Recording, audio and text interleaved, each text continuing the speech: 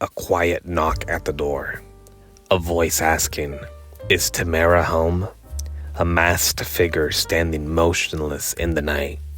The Strangers is one of the most chilling home invasion films ever made. But the most unsettling part is that we never learn who these killers are or why they chose their victims. And that's exactly what makes the Man in the Mask so terrifying. Unlike most horror villains, the Man in the Mask isn't some supernatural entity or an escaped killer with a tragic backstory. He's something worse. Someone completely ordinary. Someone who could be anyone. But why does that make him scarier? Today we're going to break down his role in The Strangers, from his possible motivations and why his anonymous aspect makes him one of horror's most haunting figures. Let's start with his appearance. The SAG mask is unsettlingly simple, stitched eyes and a mouth, almost childlike in its design, yet completely devoid of emotion. Unlike other masked killers like Michael Myers or Jason Voorhees, his mask isn't theatrical or exaggerated. It's plain, and that's exactly what makes it disturbing. Then there's how he moves.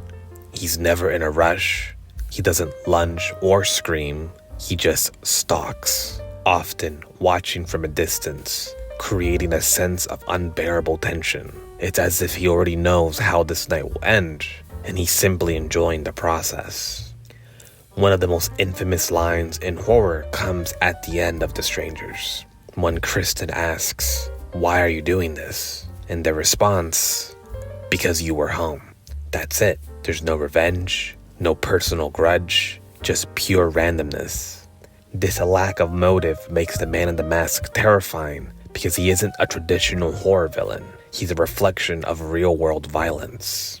Home invasion is one of the most primal fears we have. Our homes are supposed to be safe. The Man in the Mask shatters that illusion. His presence suggests that violence isn't always explainable, and that's what lingers with audiences long after the credits roll.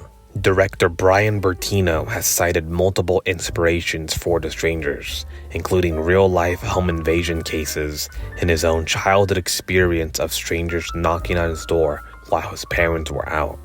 He also drew from the Manson family murders, where a group of seemingly ordinary people committed horrifying, senseless acts of violence. If we take a step back, the Man in the Mask almost feels like a force of nature, a symbol of random chaos.